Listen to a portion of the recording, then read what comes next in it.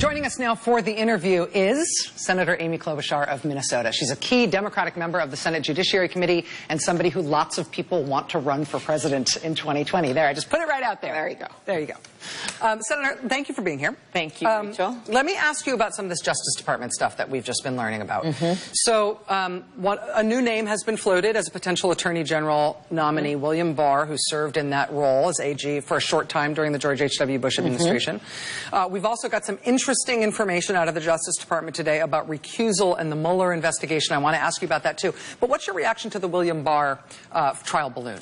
Well, first of all, we don't know if who he's going to put in place. I haven't worked with him. I do think he's worthy of consideration. I am concerned he has said some negative things about the special counsel's office and some of the prosecutors he had in place, but that's all I know right now.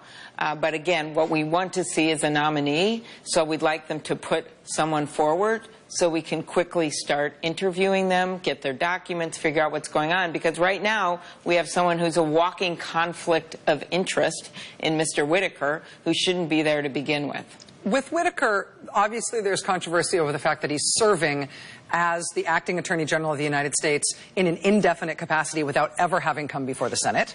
Yes. There's also that's one problem. That's one problem. Let's keep going. There's also his conflicts of interest, as you mentioned. $1.2 million, in which he spent a lot of the time going on TV, going after Hillary Clinton. Yes. Also, he appears to be part of a fraudulent, busted by the FTC scam that is reportedly currently being investigated by the FBI, including his personal role in intimidating people who might have otherwise complained about it. Okay, that's another one. And then you have, which is very relevant to this, the fact that he said that he thought the investigation was crossing a red line, the fact that he said you could starve the investigation so it would have no money, and then the final thing, at one point he said publicly that he didn't see connections at all that the special counsel had developed between the Trump campaign and Russia.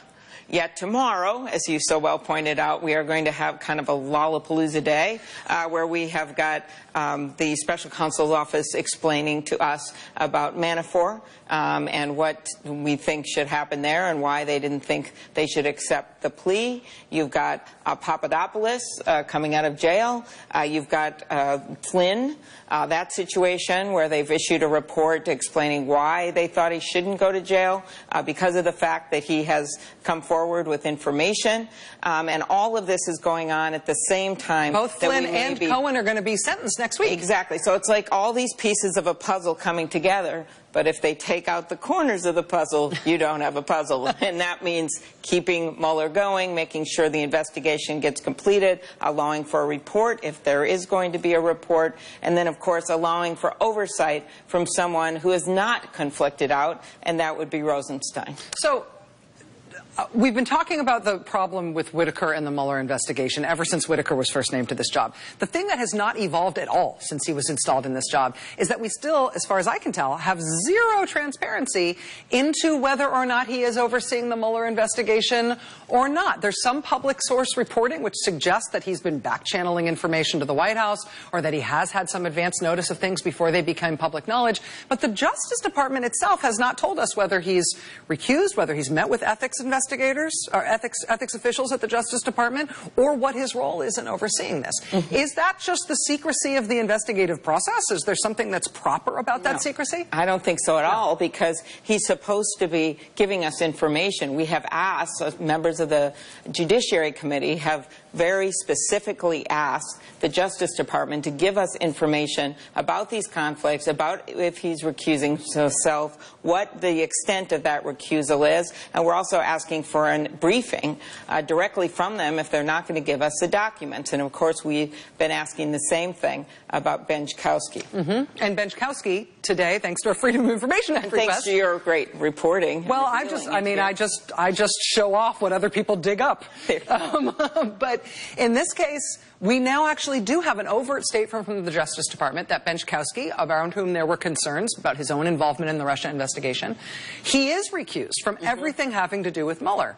That's very interesting news. If the Justice Department felt compelled to make that kind of declaration about Benchkowski, does that indicate that they will eventually have to tell us the same kind of information about Whitaker? Of course. I mean, this guy is serving as the acting attorney general and may for the foreseeable future here, even though we know we have some, I think, lawsuits with merit about the fact that we didn't have any ability to confirm him, problem under the Constitution, and that, number two, they used the wrong statute in putting him in. They should have used this succession statute that would have meant that, in fact, Rosenstein should have taken over as the next in line after Sessions was asked to resign, or you might say fired.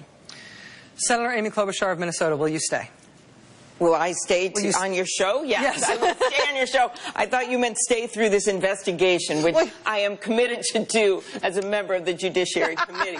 We have a lot going on there. Yes, I will ask you to stay in much more esoteric ways if you want. No, but just, I'm excited. Just through the commercial. All right, we'll be right back with Senator Amy Klobuchar of Minnesota.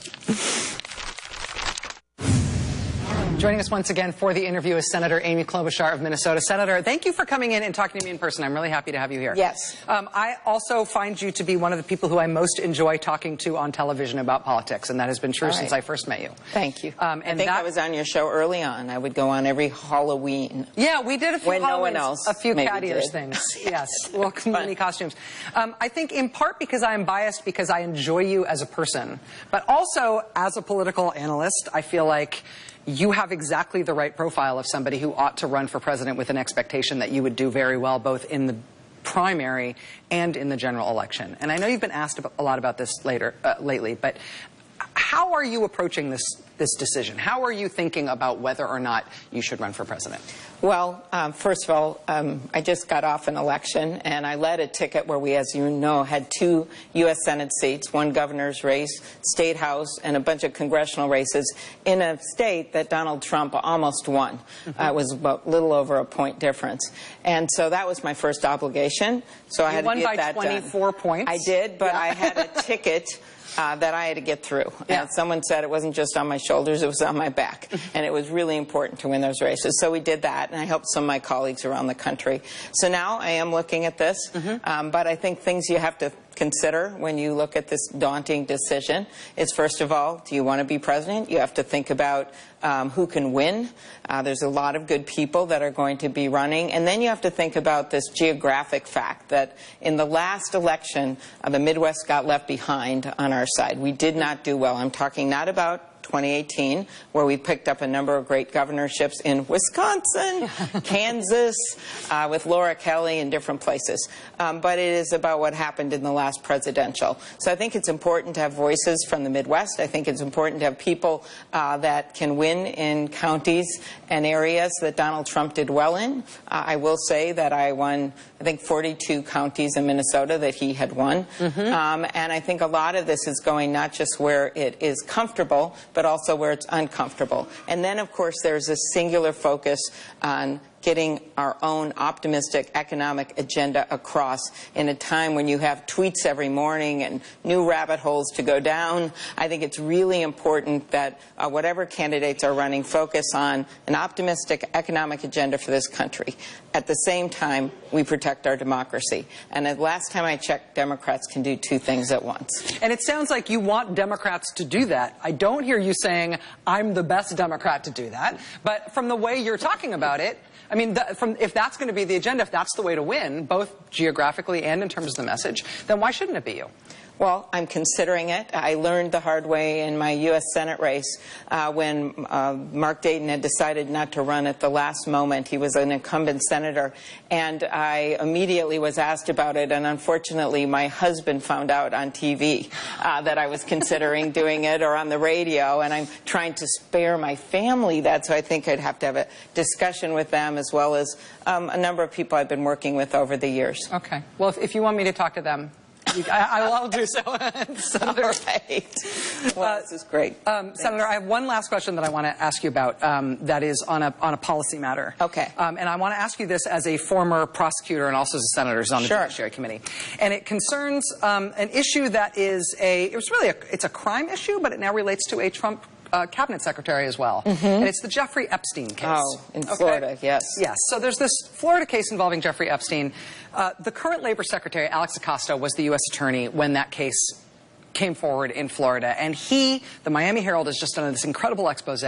He gave Jeffrey Epstein a plea deal that resulted in having federal immunity after a 53-page federal indictment has been drawn up against him on child rape and child molestation and all these things.